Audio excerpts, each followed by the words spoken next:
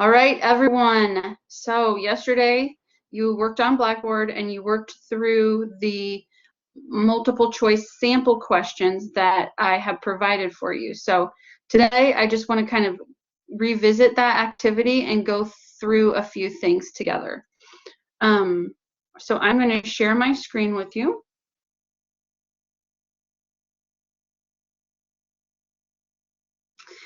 And so we were on our class page, then we went to course content, we scroll down, we went to the introduction unit, and then we went through these things together, but then we are here at the writing multiple choice sample test questions. Okay, so if you click on this, then it links you to the HiSET website. And just like with the test at a glance, then I intentionally linked you to the site that has the sample questions for all of the different subjects. So you'll have to scroll down a little bit to get to the writing one, but I want you to know that that's there as a resource if you are taking another class and you maybe want to look at the sample questions for that class as well. So they're for all 5 subjects are at this link. And then also I wanted to show you that on the HiSET website where you could find these and other resources, which really, honestly, this is how I get to the HiSET website. Every time I just go HiSET, Google it, and then the second one down for test takers, click that. It's going to take you to the HiSET web page. And then at the top here, so this page is actually going to be very pertinent to you. This is where you sign in. This is where you create your ETS account. This is where you would sign in to check your scores. If the top here, if you go to resources and you click that, then it's a drop down. And if you go down to test prep, there is this wonderful page that comes up that is just full of different test prep material to help you in your HiSET journey. And in particular, here are the sample questions that we are going to look through today. So see, it's the same exact thing that is linked to our Blackboard page. So I just wanted to show you how you can find that through the actual HiSET website too. So that said, so yesterday you read through this passage and then you worked through the questions at the end. So let's just read through this together real quick. At the top here, it says HiSET Language Arts Writing Sample Items. Each selection is presented twice, first in a box in a conventional format and then in a spread out format with certain parts underlined and numbered. Read quickly through the boxed text. Then go to the spread out version. For each underlined part, there are alternatives listed in the right-hand column. Choose the alternative that makes the statement grammatically correct, expresses the idea in the clearest or most appropriate way, is worded most consistently with the style and purpose of the writing, and organizes the ideas in the most effective way. In some cases, there may be one or more problem to correct or improve. If the original underlined version is best, choose the first answer option. Okay, so a couple things I wanted to just say about that is that sometimes you will get it narrowed down to 2 questions that you think are both good choices, and just there's always going to be one that's better than the other. And if you're having trouble deciding between 2, then something that you could think about doing is looking at how the underlined portion, if changed, would that impact the part of the sentence that it's still part of, but that isn't underlined. So sometimes if you choose, sometimes one of the choices, if you change it, it seems right in the underlined portion, but it actually ends up creating a problem with the larger context of the sentence that it is embedded in. So that might be one way to go about looking at your different answer options, and then so they recommend at HiSET that you read through the entire passage first. They'll always present it to you like in its entirety first, or in what they call the conventional format, which just means this, that it's all one. And then so they recommend that you read through that first before going on to the version of it where it's kind of broken down and separated. And so I'm going to do that with you today real quickly, because I want to show you how it demonstrates some things that could be beneficial for you when going through the test. However, I am prefacing this by saying that you have 60 multiple choice questions and 1 essay to complete when it comes to writing when it comes to the official writing test. So you want to make sure that you are gauging your time appropriately. So that said, let's read through this together. I will read it if you could just follow along as I read. As always, as I'm going throughout this, if you have any questions at all, then just raise your hand or unmute yourself, and I'll be happy to stop and return to the classroom and address anything that you need me for.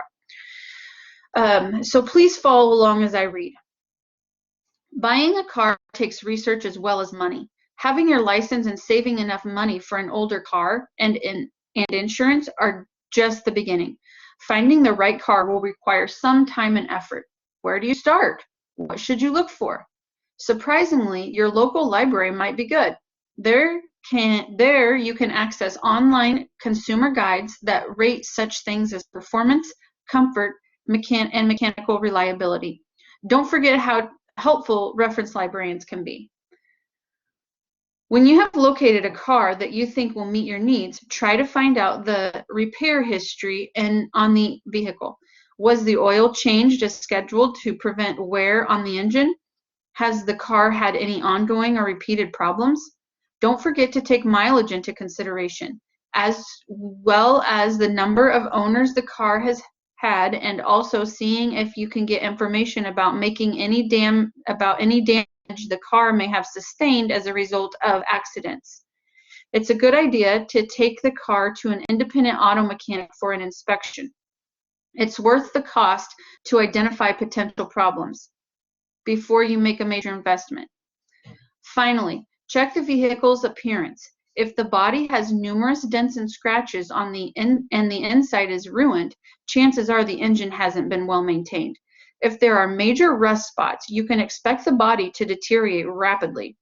While these suggestions won't guarantee a foolproof purchase, they can help you make an informed decision. Researching a car before making an investment is always time well spent. Remember, once you buy a used car, it's yours. Okay, so this is one thing that I will say about the benefit of actually reading through the passage in its entirety like that, is that you will start to notice errors just because it becomes difficult to read them sometimes. So like, for example, in this third paragraph right here, when it says, don't forget to take mileage into consideration as well as a number of owners the car has had, also seeing if you can get any information about the damage the car has sustained. I mean, this was hard for me to get out in one breath. Like, I can already tell just by reading this that that's a run-on sentence. And so in my brain, I'm thinking there's probably going to be a question that's going to address how to fix that. Likewise, here, when this says, before you make a major investment, well, that is a fragment. Before you make a major investment, as they have it punctuated, it's standing alone, but it can't. Before you make a major investment, what? It's missing the verb or the predicate. So you need more information. That can't stand alone by itself. So I'm already identified in this third paragraph a run-on sentence and a fragment. So I'm anticipating that there might be questions to address those. And I will call on what I know of sentence structure in order to correct the issue, if it is one of the questions. Okay, so moving on into answering these questions. Again, if any of you want to jump in at any time, whether you have a question about the question or if you just want to say, hey, let me take this one, then I'm happy to let you walk through your thought process with arriving at the correct answer. Just speak up and interrupt me, that's fine. Okay, so when I'm looking at number 1, having your license and saving enough money for an older car and insurance are just the beginning. Finding the right car will require some time and effort. Where do you start? What should you look for? Okay, so then I go on to paragraph 2. Surprisingly, your local library might be good. Okay, well, I do like the way that they used this comma to offset this introductory element, but I have a problem with this. Surprisingly, your local library might be good. Well, my problem with it is good at what? Good for what? So they introduced this idea of finding the right car in the first paragraph, but it's better organization of ideas to reiterate what it is that you're talking about the library might be good for here in this second paragraph in order to transition between the 2 paragraphs and connect the ideas better. So I'm going to rule out choice A because your local library might be good. Good for what? Good at what? I don't know by the way that you're telling me here. B, a good place is your local library. This essentially is the same problem for me. A good place for what? C, a good place to start shopping for a car is your local library. Now that is giving me exactly what I'm looking for. It is grammatically correct and it is telling me what it is a good place to do, shopping for a car, right? D, surprisingly, for starting car shopping, your local library is a good place. Okay, that is awkwardly worded and C is clearly a better choice. So I'm going with 1 is C. Anybody have any follow-up questions, explanations, comments that you wanted to add to that?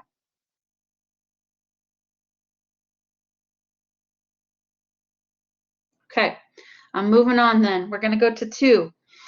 So 2, okay, so there you can access online consumer guides that rate such things as performance, comfort, and mechanical reliability. Don't forget how helpful reference librarians can be. Okay, so which of the following would be the best choice for this sentence? Don't forget how helpful reference librarians can be. So A, just leave it there. Okay, it seems a little awkward. It doesn't really flow between anything, but let's see what other options they got. Move the sentence so that it comes before the preceding sentence. That would completely and totally break the flow of these 2 sentences, which perfectly transition together and are connected. So I'm taking B out of the mix. C, move the sentence to become the first sentence of the next paragraph. Don't forget how helpful reference librarians can be when you have located a car that you think will meet your needs. Try to find out. That doesn't work at all. Because that makes me think the reference librarians are going to help me once I've located a car. So the option D, omit the sentence. So omit meaning get rid of it completely, do away with it. That's what I'm going with is D because it's not connected to anything. It's just kind of awkward there. It doesn't really connect with the online consumer guides. It doesn't connect with it makes me think that the librarian would be the one to help me buy the car. So if you just get rid of this completely, then the flow between paragraph 2 and 3 becomes much less cumbersome. Okay, so anybody want to talk more about number 2? Have anything to add? Any comments, suggestions, questions? I can't see the chat right now, so if you want to comment on it, then please just unmute yourself. Otherwise, I'll get to your chat whenever I get back. Okay, So let's move on to number 3. Paragraph 3, when you have located a car that you think will meet your needs, try to find out the repair history on the vehicle. Was the oil changed as scheduled to prevent wear on the engine? Question mark. Has the car had any ongoing or repeated problems? Question mark. Well, I like how those are both presented as questions. Was the oil changed as scheduled to prevent wear on the engine? I don't see any major problems with grammar, punctuation. Okay, so if I look at B, to prevent wear on the engine, the oil was changed as scheduled. To prevent wear on the engine, the oil was changed as scheduled. That's more of a statement. That's not a question. When they have a question mark at the end. So B doesn't work because it's not a question. That's actually a statement. To prevent wear on the engine, the oil was changed as scheduled. Okay, so I'm rolling out B. C, oil changed as scheduled to prevent wear on the engine. That is a fragment. Oil changed as scheduled to prevent wear on the engine? Question mark. That it can't stand alone like that. It's missing. It's a fragment as it is. D, was the oil changed to prevent wear on the engine as scheduled? So that as scheduled, I feel needs to be closer to prevent wear. So the answer is A. It's fine the way that it is. All of the other options actually introduce new problems. And there's nothing wrong with it as it is, and it actually flows nicely with the sentence before it and the sentence after it. So 3 is A. Any questions on 3? Anybody want to comment, add anything, discuss? Okay, let's move on to number 4. So, has the car had any ongoing or repeated problems? Don't forget to take mileage into consideration, as well as the number of owners the car has had, and also seeing if you can get information about the damage to the car has sustained. Okay, so this is, as a result, this is that run-on sentence that my brain initially recognized when I was reading the paragraph because I was out of breath. It goes on and on and on. So I need to find a way to break up this sentence. And I know that one way, when I'm thinking about a run-on sentence, I know that there are a couple of ways to fix a run-on sentence. And one of the ways would be that you could make a compound sentence out of it. In that case, you would need an independent clause on either side of your punctuation, depending on what kind of punctuation you wanted to use. And also, I know that it's totally in bounds to just cut this sentence up into 2 different sentences in order to fix a run-on. So that's kind of what I'm thinking in my mind as I'm looking at this question. And A is not going to work for me because I don't like it. I didn't like it when I first read it. Don't like it now. It's a run-on. We got to fix it. So that eliminates option C as well because it literally does nothing to change the punctuation of the run-on sentence. They changed the wording, but they don't introduce any different punctuation. So without even looking at it any further, I'm inclined to eliminate C. So I'm down to B and D. And B has a comma, which with a run-on sentence, if I'm going to put a comma, then I'm doing so in order to try to create a compound sentence. With the compound sentence, you have 2 independent clauses. So 2 different sets of clauses that could stand alone by themselves, but you've decided to bring them together to make a compound sentence. Well, you can't just do it with a comma. I know that. And you have to have a comma and a fanboy, which are for, and, nor, but, or, yet, and so, also called a coordinating conjunction. So when I look at this comma here, I'm inclined to either to look on both sides of it at first to see if there's even a independent clause, which I see don't forget to take mileage into consideration as well as the number of owners the car has had. Well, that could probably stand alone by itself. Okay, so then, and also obtaining if you can get information. So they just changed seeing to obtaining, which doesn't make any sense. So B is out. I'm done with B. D, I like you, D. It gives that first sentence an independent clause.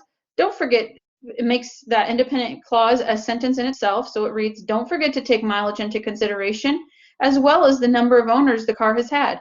That could stand alone by itself. So they put a period there and gave it its own sentence. Try to obtain information about any damage the car may have sustained as a result of the accidents. Perfect. D gives me exactly what I was looking for. It gives me independent clauses, and it gives me separate sentences, and it eliminates that run-on sentence. So that's great. So 4 is D. Anybody have any questions about 4? Comments? You want to discuss it?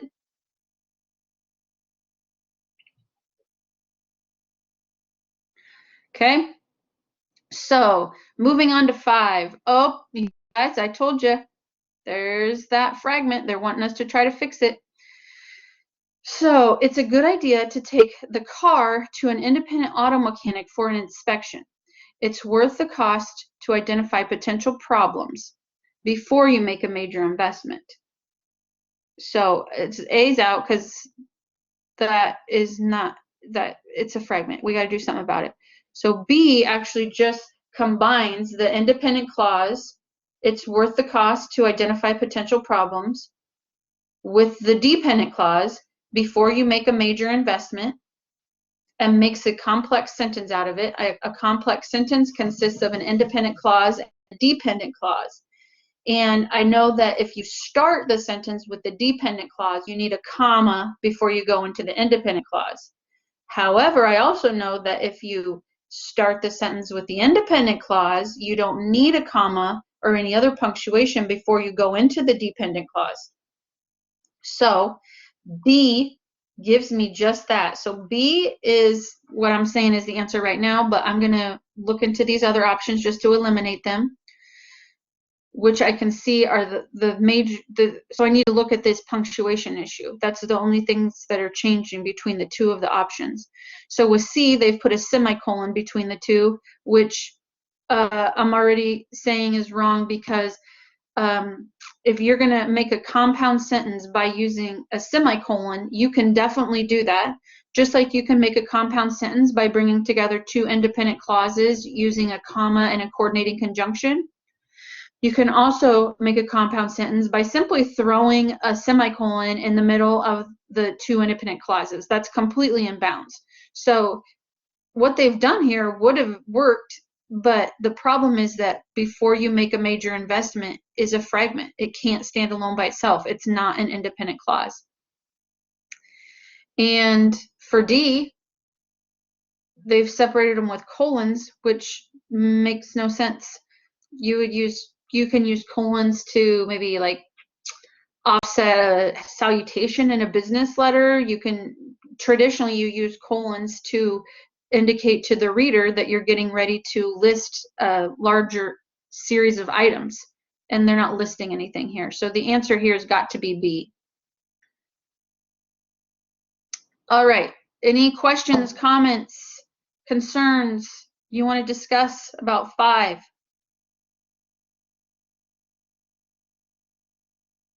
Okay. All right. So then lastly, finally, check the vehicle's appearance. If the body has numerous dents and scratches on the and the inside is ruined, chances are the engine hasn't been well maintained. If there are major rust spots, you can expect the body to deteriorate rapidly.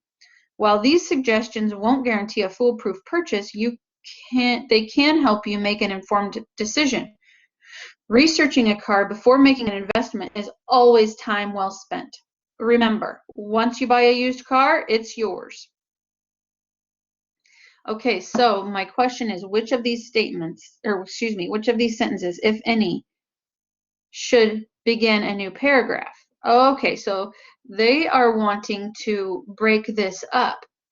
Well, what I do know about that is that if you're going to break paragraph 4 up, then the new paragraph, the last paragraph, so now paragraph 5, that's going to be your conclusion. That's where this passage ends.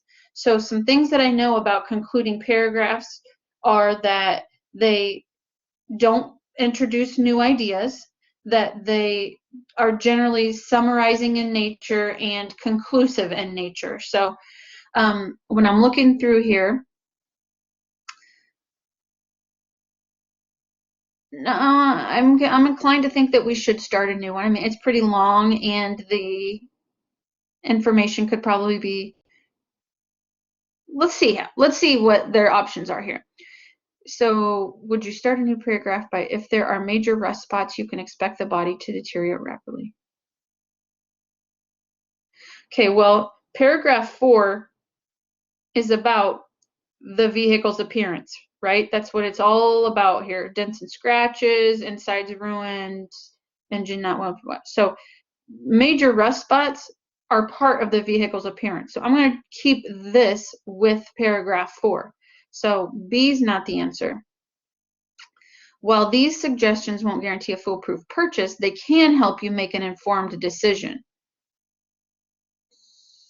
So that would put rust spots up here with paragraph 4, and then start I like it. I like it. So C is a front runner for me so far because while these suggestions won't guarantee a foolproof purchase, so this is suggestions. They're talking about all of the suggestions that they have presented within the paragraph before it. So that's very conclusive in nature. Researching a car before you make it. That's very summarizing in nature, which goes along with the conclusion. But you wouldn't want to start it by this wouldn't be enough for just a paragraph by itself, and it's also related to the sentence before it. So the answer here is going to be C. Does anybody have any questions, comments, concerns, things that you want to discuss about number 6?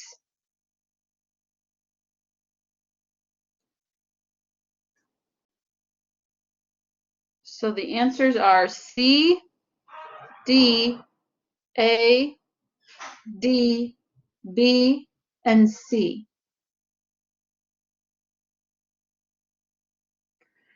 So hopefully you found that explanation and that rationale helpful when approaching these types of questions in the future.